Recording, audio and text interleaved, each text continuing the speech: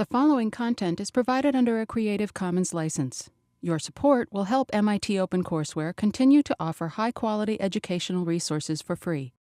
To make a donation or to view additional materials from hundreds of MIT courses, visit MIT OpenCourseware at ocw.mit.edu. Okay, right, good morning. So we're doing finite elements today. So the element that we've considered so far was the basic linear element, continuous.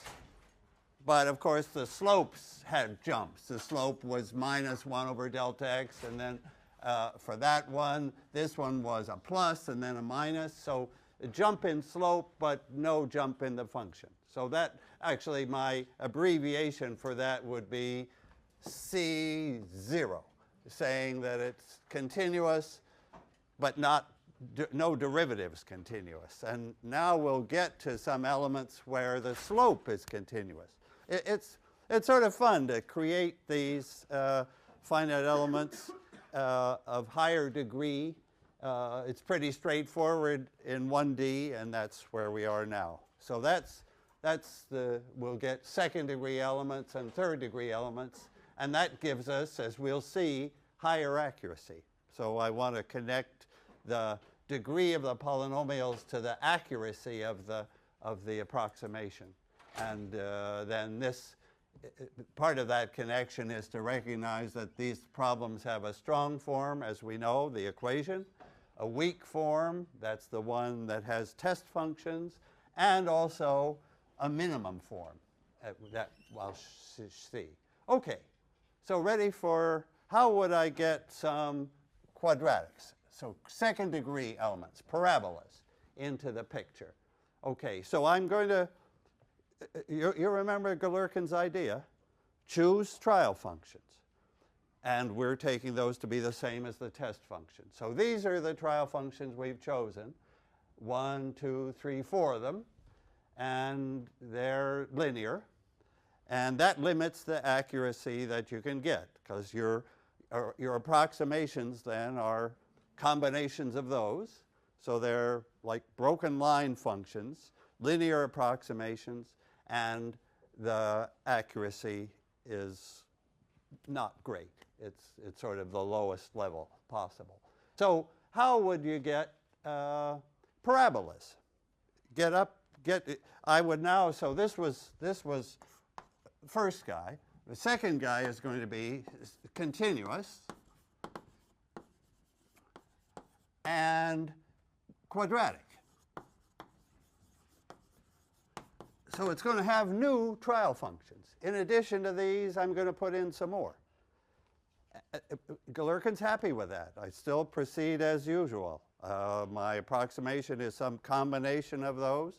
It's only going to be continuous, so it'll just be a C0 guy again. That means jump in slope. The first derivative isn't there. Eventually, I want to get to a C1 where the slopes are continuous. Okay, but how would I get some quadratics? So all I want now is my functions, my space, my combinations should be the piecewise parabolas instead of piecewise linear, and the pieces are broken at the nodes. Okay, so here's a way to do it. Inside each interval, I'm going to add, well, I'll just call them bubble functions. So these will be new additional guys. So this will be my first phi. You remember that half hat? Because the problem I was doing was a free fixed problem. That's why I had half hat at this end, because there was no boundary condition that my functions had to satisfy. At this end, there was. It was fixed. So that's why the hat ended, and there was no half hat. There's no extra function there. So I have right now 1, 2, 3, 4. I'm going to add 4 more bubble functions. Each one will be inside an interval. So it'll be a little parabola. This is function number whatever. if I number this number 1, let's say, phi 1 now, that's probably a change in numbering. Phi 2 is going to be my bubble. And do you see what my bubble function is? It's a function that goes there and straight. So it is continuous, no jumps, and it is second degree. It's the parabola, and I'll make its height 1. And then there'll be another function. If I had another color, I could draw it. Well, I'll just do it with broken lines, maybe. So there'll be another bubble function in here, a third bubble function in the third interval, and a fourth in the fourth interval. Do you see that I've now got my old phi 1, phi 3, phi 5, and phi 7 were the hat functions, but now I've got a phi 2, phi 4, phi 6, and phi 8 that are these new trial functions. So part of the message is we can throw in additional functions. They don't have to be polynomials, but those are the simplest choices. Why are they simple? Because you remember that in the end, when I made the choice, I have to do various integrations. So you remember that I have to integrate to find the entries kij. Do you remember what that integral looked like? You certainly remember fi. That was the integral of, from 0 to 1, of whatever function phi I we had times the f of x dx, times the load. Right. And these, maybe we computed these. You remember we computed these for the piecewise linear guys, but I don't think I wrote down the expression that we were really doing, so let me just do that. It's c of x, there's a d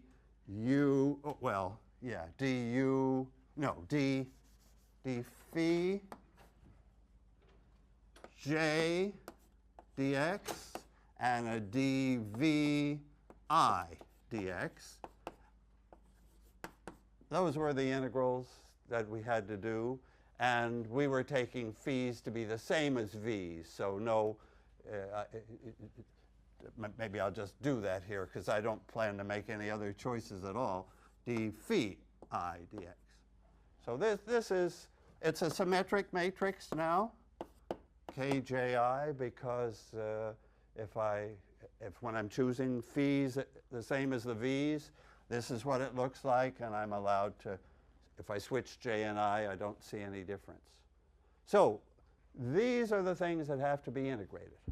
And those are the ones we did integrate when phi was piecewise linear. When phi was piecewise linear, the slope was piecewise constant, and we had really easy integrals, very easy integrals. These were constants in different, we had to pay attention to where we were. Was the slope on a minus interval or on a plus interval, but they were easy to compute, and they led us back to the kind of matrix that we've seen before, the 2's and minus 1's, and our right-hand sides look familiar. Now we've got new functions. We still have the same formulas. No change in formulas. That's the system is really quite successful because these are the things that we have to compute. So now I'll have to integrate these parabolas. These little parabolas will be, half of the phis will be little parabolas, and their derivatives will be linear. So you see I'll have more calculations to do, which I don't plan to do, but more integrations. For example, the diagonal entry, say 2, 2, which will come from that bubble with itself, k22 then will be the integral of c of x times the derivative of that bubble, which will be a straight line, times itself, so it would be squared, and c is positive. So this k22 is going to be some nice positive number, but we have to figure out what it is. maybe I'll just say one fact that we'll come back to, and that, that this K is symmetric, positive definite. You thought it would be.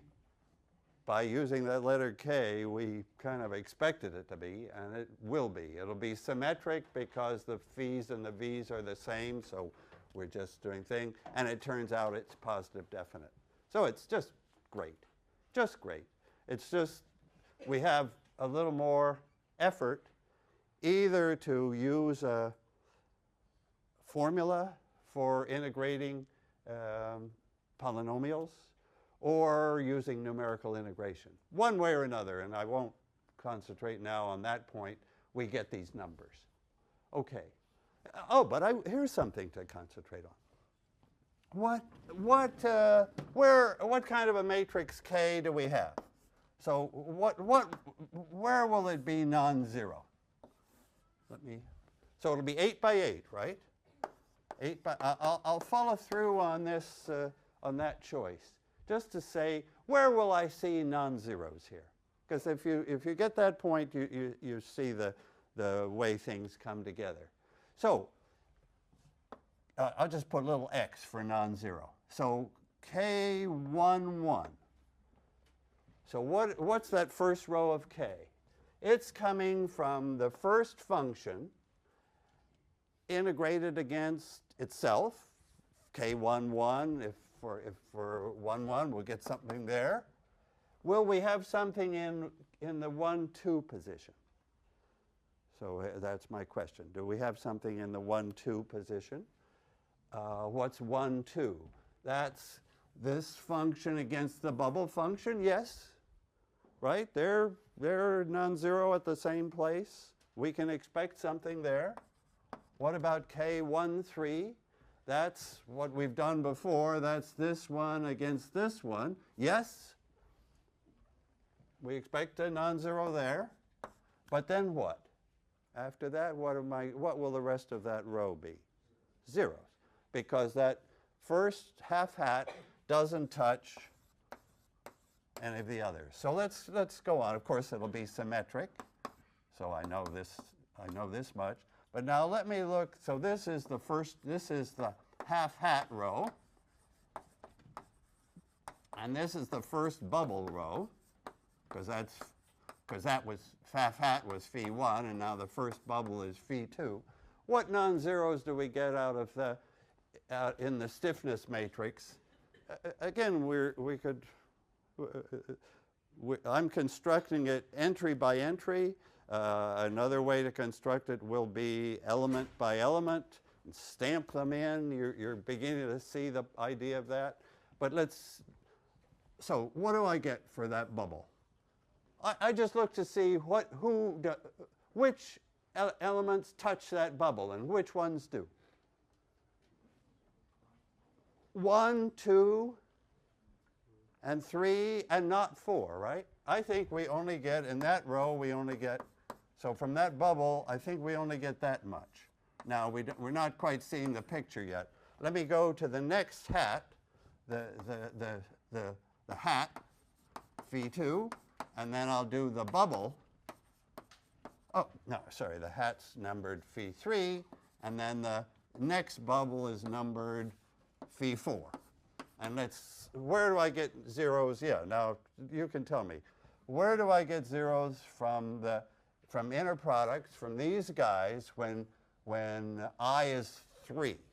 So which phis does phi number 3 overlap? That's all I'm asking. Does it overlap number 1? Yes. Does it overlap phi number 2?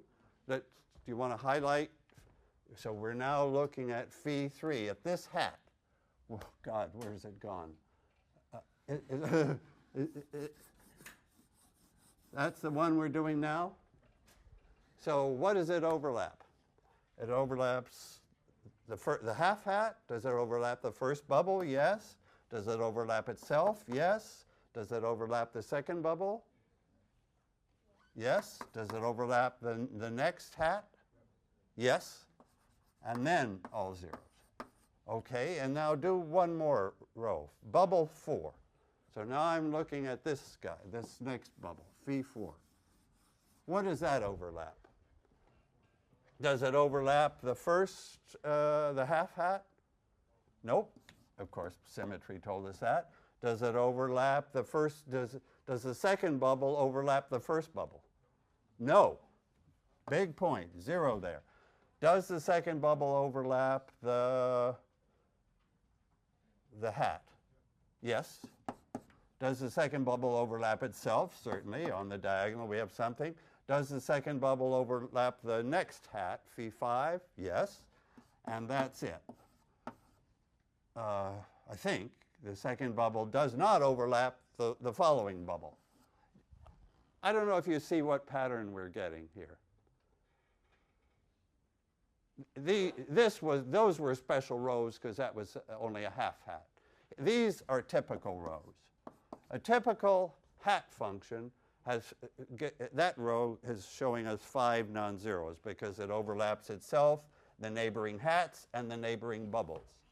But the bubble row only has 3 because a bubble overlaps itself, the neighboring hat on each side, but not the neighboring bubbles. So we have only 3 non-zeros. So do you see that the next row will have 5? Yeah, will I get it right? Hope so. The next row I think will have, I think they'd be here. And then the next row will have only 3 guys, maybe here, here, here. It's, well, it's certainly a band matrix. So you could say, okay, it's a band matrix. I wouldn't call it tridiagonal anymore. What might I call the, if I showed you that matrix and said what kind of a matrix, you'd say a band matrix. If you wanted to tell me that it had 5 bands, you could maybe say pentadiagonal or something. But it's easy to work with, of course. That's the point of finite elements, is that everything, all the functions are local so that we get all zeros when elements, when trial functions don't overlap.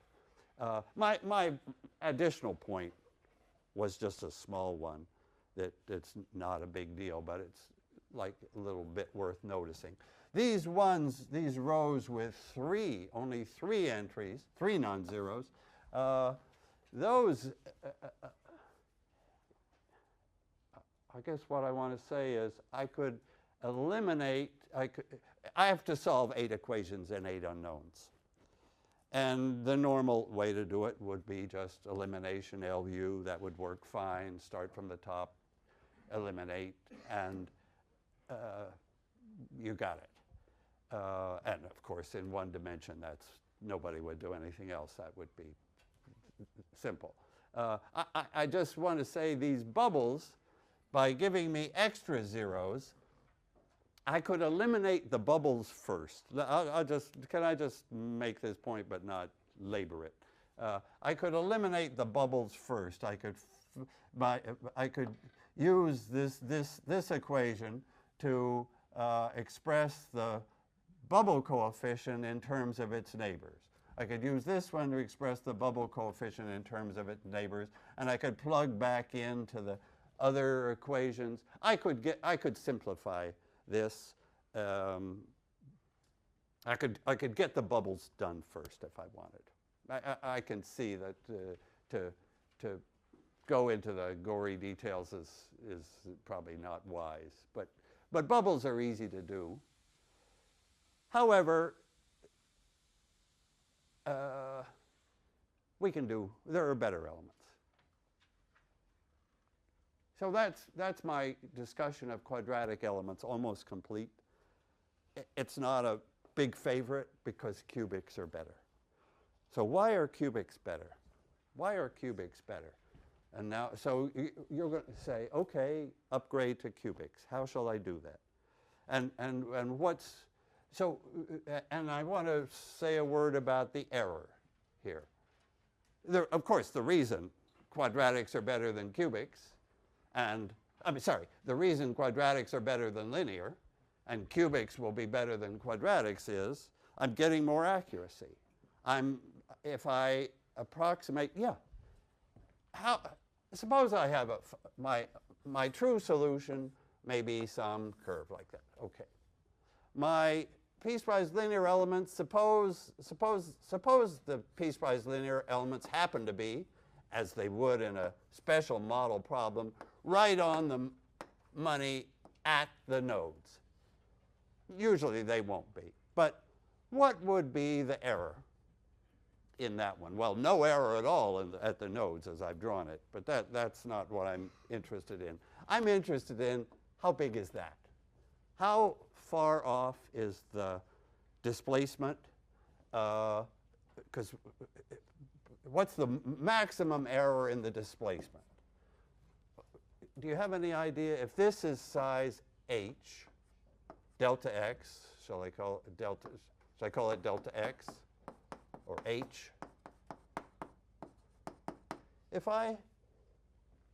How far does a curving function escape from the I need to blow that up, don't I? So I have a curving function and a linear function, and I want to know how far apart they are over a distance of length delta x. What's this scale? That's the question it's just good to, it'll have a simple answer and it's great to know it. Anybody want to make a guess? What is that scale of size delta x? Is it of size delta x squared, size delta x cubed? It's that exponent of delta x that is telling me how big is the error. And it's easy to find once you get the hang of it. Anybody want to make a guess?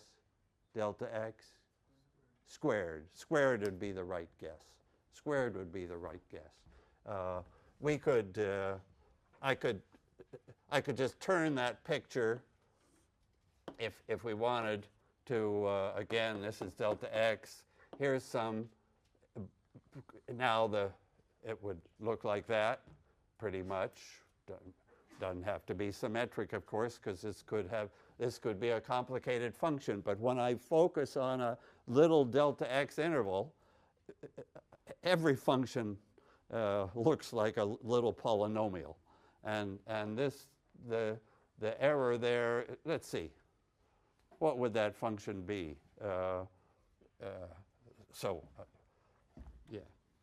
What this, let me, I won't,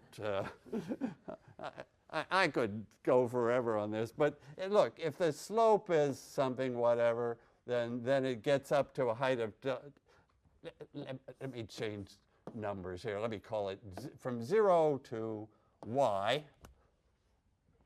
What would be a little parabola that has a slope of 1, let's say, at both ends? What would that parabola be? We probably have seen that before. If I wanted a slope of 1 at both ends, it would be something like the polynomial.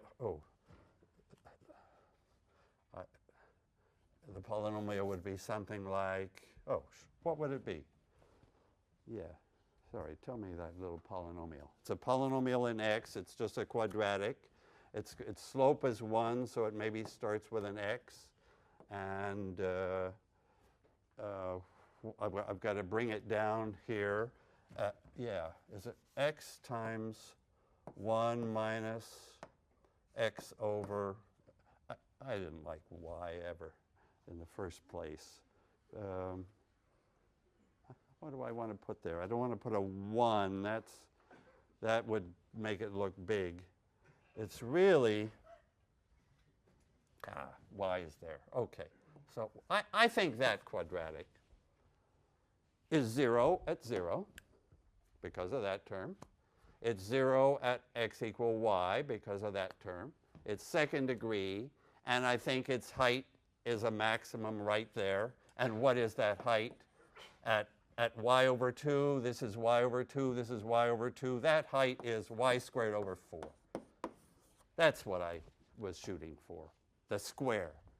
that in a little interval of length y, or length delta x, if I draw a little parabola and I'm matching at the ends, then the height it reaches is like y squared. That's the scaling, right?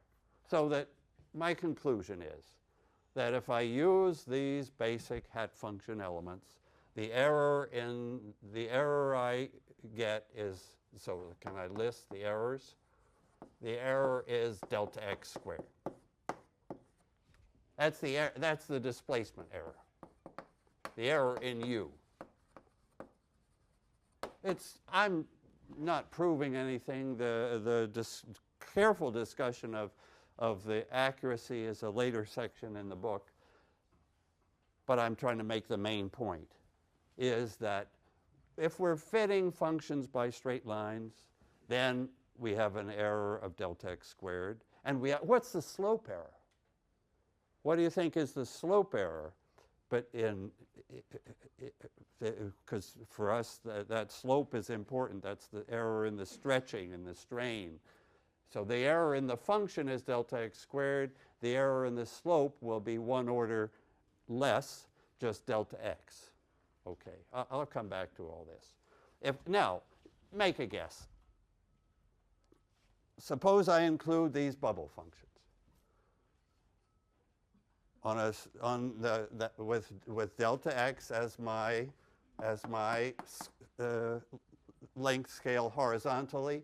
What will be the scale of the error? What do you guess is the expected error in displacement for a general problem for general c of x and f of x, which I won't get exactly right, but how close will I come? I'll come within delta x to what power? Make a guess, please. 4 is an optimist. Well, I won't get up to 4. Cubed. I'll only get cubed. I'll get 1 by increasing the degree of the polynomial by 1. I'll get 1 degree better. So you could look at it this way. Suppose I have any function. Yeah, this is another way to think about the accuracy. Suppose I have any function f of x. Okay.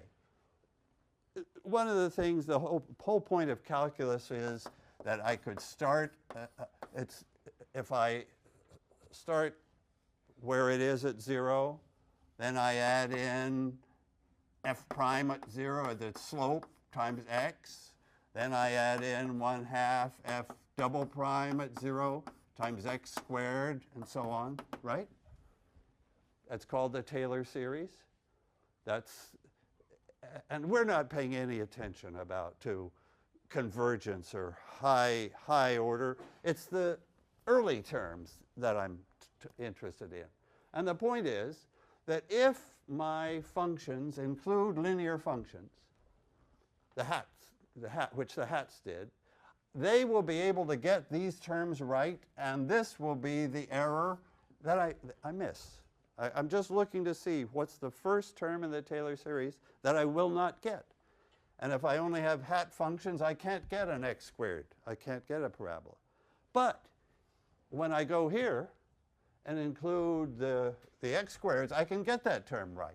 So then it'll be the 1/6 f triple prime x cubed that I miss. So it'll be the error will be the next missing term. Okay, so that's thoughts about the error, and of course that's why those elements are better than these. They take more work, but they are worth it. But now I want to tell you about the next elements, cubics,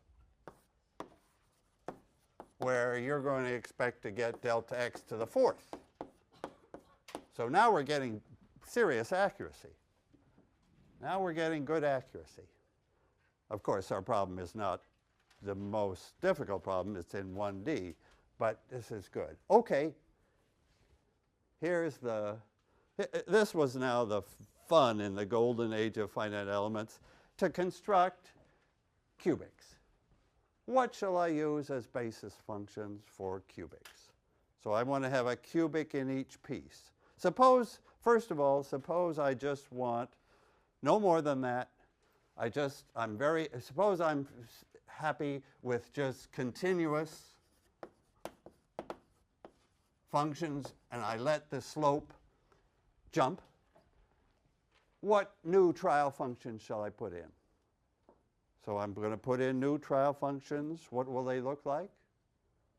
Little cubics, little, third degree pieces. Instead of parabolas, they'll be little pieces of third degree.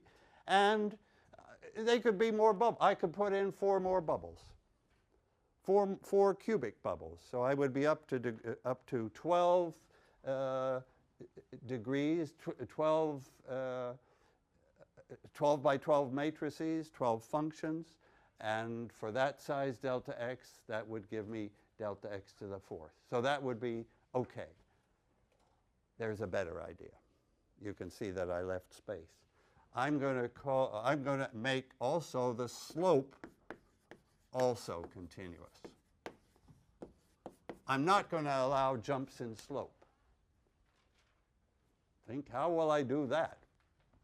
So I'm going to call those C. What will I call that when the slope is continuous, the first derivative? I'll call that C1, continuous first derivative. Okay. Now I'm actually in section 3.2, where these better elements, these really nifty elements, are constructed. C1, continuous slope cubics. Okay, ready for those? What shall be my trial functions for continuous slope cubics? So I have to start again. I have to start again because the hat functions are out now. Those hat functions have a jump in slope. The bubble functions have a jump in slope. I'm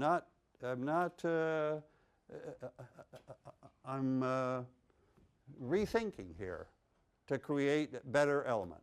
Okay, so let's just think if we got a chance at it. How could these elements work? Okay, so here's the idea then. Here's my interval, 0 to 1, and here's a typical interval. And now at a typical node like node 1, I plan to have as unknowns the height of the function, as before, and also the slope. So I want the function, my trial function, is going to have some height and some slope. And at node 2, it's going to have some height and some slope. And here's the question. Here's the good point. That those 4 numbers, the 2 heights and the 2 slopes, that gives me 4 things, 4 quantities. How many quantities do I need to determine a cubic? So a cubic, of course, I mean by a cubic something like a0 plus a1x plus a2x squared and a3x cubed. It's called a cubic because it's x cubed. So how many numbers here? 4. Perfect match. There's exactly 1 cubic that has a specified height and a specified slope at these 2 ends. There's 1 cubic that'll do that. And then whatever the height here is and whatever the slope there is, there'll be 1 cubic with that height and that slope that comes into this one.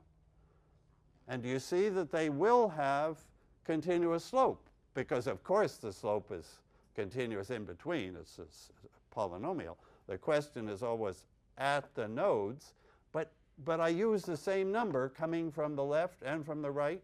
The slope has become an extra unknown. The slope has become an extra unknown. Now, so I have height slope at every point. So that's one way to describe these trial functions now. The trial functions have height and also slope at each node. So what does that mean? That means that I'm going to have 2 unknowns, 2 functions, 2 trial functions, each with its own coefficient at each node. So if I take a typical node there, I want 2 functions. Okay, this is interesting. But you see what I'm creating? I think I'm going to get 2 functions there, 2 functions there, 2 functions there, 2 functions there, right? Because nobody's constraining that, so I'm up to 8. And how many functions do you think I'm going to have associated with that node? Only 1. Why? Because the height is fixed. So I think I've got a 9 trial functions here.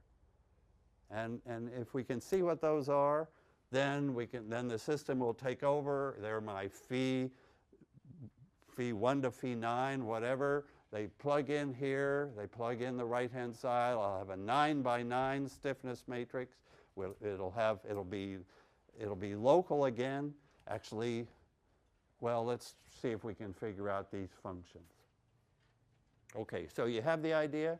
I'm expecting 2 trial functions. One is sort of a round hat. All right, let me draw that. The round hat function will be the function.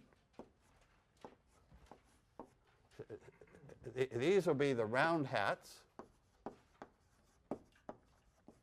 and they'll be associated with, they give me heights. And then I'll also have an additional one, except at the last node. And these will be, oh, I don't know what to call them yet. You'll have to give me a name. These will give me the slopes. Okay, so what does a round hat look like? Now, these have to be follow my rules. They have to be continuous. Their slope has to be continuous. And I want to take the one that has height 1 and 0 slope there. And it should have height 0 and 0 slope here. Height 0, 0 slope.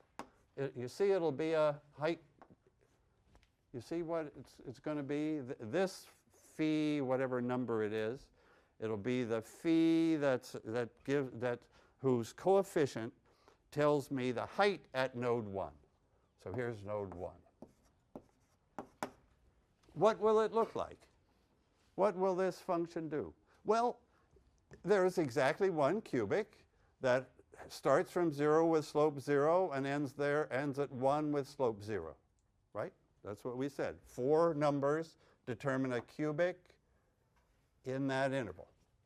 Then there's another cubic that with those 2 numbers again, that keeps the continuous slope, and these 2 numbers in this interval. And of course, it'll just be symmetric. You see the round hat? So that's the basis function, the trial function, that has continuous slopes and heights, of course, and it has height 1 at that point. And now let me draw the one that has height 0, slope 0, height 0, slope 0. And what do I want it to do there? What should this function be like? It should tell me about, it should be the one that tells, its coefficient will tell me the slope. So I want it to have a slope of 1 and a height of 0. Do you see that these functions, shall I call these the height functions, phi h1? That's the trial function that tells me the height at node 1. It gets, when I take combinations, it gets multiplied by UH1, which is exactly the height at node 1. Now, what about this guy? This guy is going to have, it's going to start with 0 slope at 0. It's going to be a cubic, and there's exactly 1 cubic that'll do it. It'll look a little like this. And then there'll be exactly 1 cubic that does that and gets back to 0. Do you see that that's possible? In each interval, I've got 4 numbers, 2 heights, 2 slopes. So this would be a picture of the phi slope at node 1 function. So that's a standard function. It's a cubic. It's a cubic, piecewise cubic, local again, because in all these intervals it's 0. And it will be, when I go to take combinations of all these guys, it'll be multiplied by its coefficient u slope 1. And then I'll have 9 altogether. but those two are the typical ones. Do you see how that's going? It's like one. It's more subtle than hat functions. But what? Suppose so you have to, or whoever's writing the finite element code gets a formula for those fees and plugs them into the integrals, comes out with a stiffness matrix. Actually, we could even look at that stiffness matrix. This is a good way to sort of understand the picture. Now it'll be 9 by 9, right? And at a typical, so here we'll have a typical, this will be our phi height 1 row, and this will be our phi slope 1 row, and this will be our phi height 2 row, and so on. Of course, I didn't leave room for all. What will a typical row of the stiffness matrix have in it? I'm just asking about the overlaps. Phi 1 height, it certainly overlaps itself. Does phi 1 height overlap phi 1 slope? Yes or no? Sure. Does phi 1 height overlap phi 2 height? Yes, because the phi 2 height will go up like that. You see? And the phi 2 slope. So actually, we'll have, I think we'll have six non-zeros on a typical diagonal, on a typical row. Is that right? 6 non-zeros? Because a typical H will, this is maybe not so typical because to the left of it there's only one, there's no, there are two, right? There's a phi 0, phi H0 and a phi S0. Sure, there are two here. There are two guys here. There's one height guy, and there's one, what's cooking in that? It's got a slope of 1 and it gets back to 0. There's what I'm drawing now in little dashed lines was the phi slope 0. The one that gives me a slope at node 0, and this is the one that gives me a height. Yeah, do you see it? So above this was a phi slope 0, and stuck in there was a phi height 0. 6 diagonal matrix. Yeah, I think it helps to draw that little thing with x's and zeros, because then you sort of see how things are fitting together. Okay, so this is these functions now. I've gone into section 3.2 for that, and I want to go to a slightly different topic, and then I'll come back in section 3.2 to these cubics. So these are C1 cubics, continuous slope cubics. Very interesting construction. Are you seeing how it could go in more dimensions? I mean, yeah, then you really have, that's what we'll see for Laplace's equation. How can you construct quadratics, cubics in a plane? It gets interesting. Okay, but you'll get the knack of these guys. These are pretty direct and very useful. So what's the effect? The effect is that we get a matrix. It looks quite like a difference matrix. Well, actually, the height rows and the numbers in the height rows and the slopes rows will look different. We're getting something new here. But we're getting a matrix, a KU equal F, that's going to give us 4th order accuracy. So the accuracy has moved up. So we've got up to 4th order accuracy, which we could get by finite differences, by a lot of patience. we get them from finite elements in a straight way. Okay. Any question or discussion? I'm talking real fast to get this new idea of constructing finite elements here. Okay. I do want to say something about that line, because that's a part of this order of this business of estimating the accuracy. It's the key.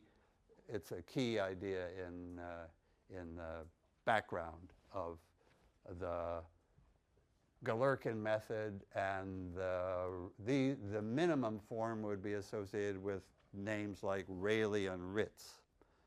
All right, I'll just go directly to that if I may. Okay, so what I want to do is tell you,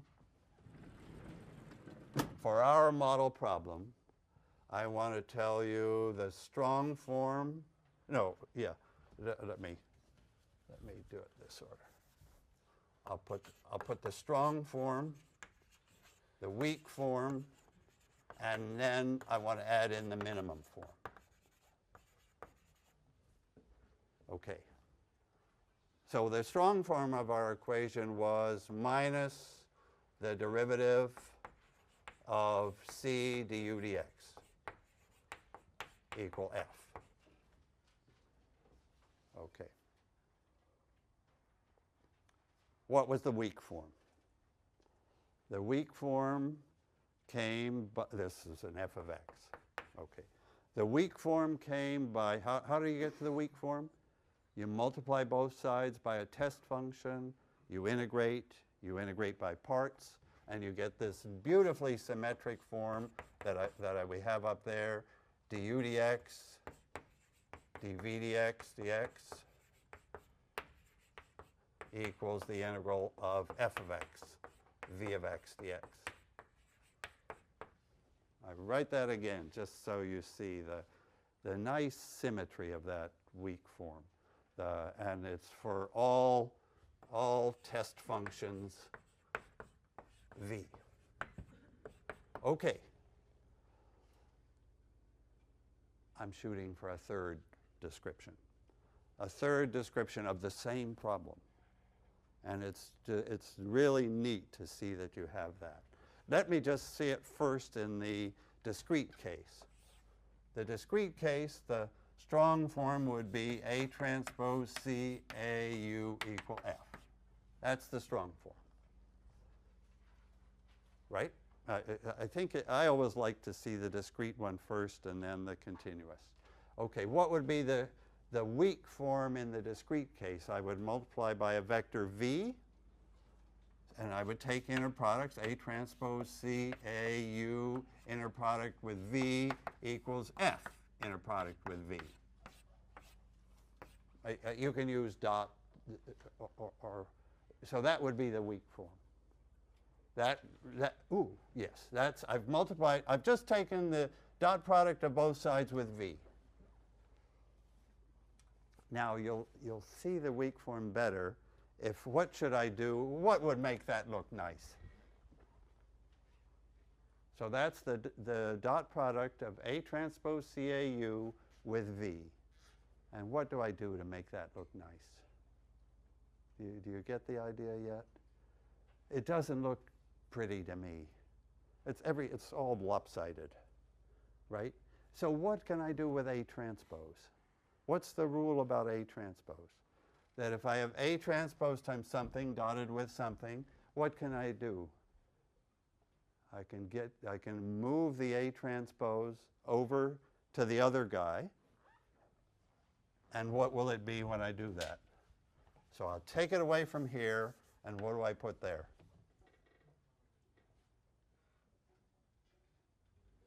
A. That's the whole point of transposes. Transposes, you put them on the other side of the dot product, you take the transpose, so it would be literally maybe A transpose transpose, which is A. What I just did there is integration by parts. Well, summation by parts, because I'm in the discrete case. The whole idea of integration by parts amounted to taking A transpose off of U, off of this, and putting A over there. Isn't that neat? That's that, and you see that this CAUAV is just what I have here. CA is derivative, so this is CAUAV, inner product. That's cool. That's just like how it should be. I just followed that rule that A transpose times something, so I call it W, inner product with U is the same as W AU. That if I bring an A transpose over, it becomes an A. If I bring an A over, it would become an A transpose. All right, what about the minimum form? Have I got 1 minute to do the minimum form? Yes. So what's the minimization that it's hiding behind this? The minimization, in the discrete case, do you remember, we're looking at KU equal F. And some quadratic quantity from least squares has its minimum when KU equals F. And it's 1/2 U transpose KU minus U transpose F, where K is A transpose CA. This is the minimum statement of the problem. That if I look for the U that minimizes that quadratic, it leads me to the equation KU equal F. So that's the minimum statement. And if we wanted to really look perfectly like the others, I would put in A transpose CA.